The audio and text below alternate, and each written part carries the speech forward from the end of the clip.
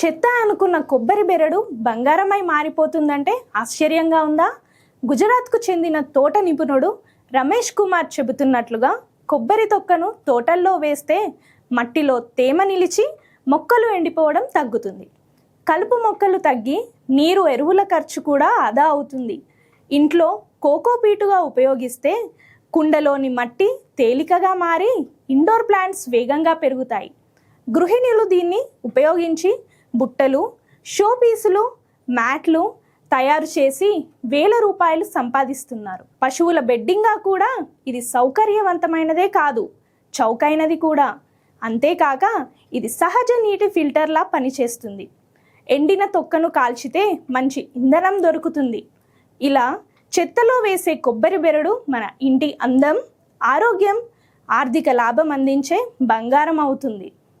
ఇకపై దానిని వదిలేయకుండా ఉపయోగించడమే లాభం.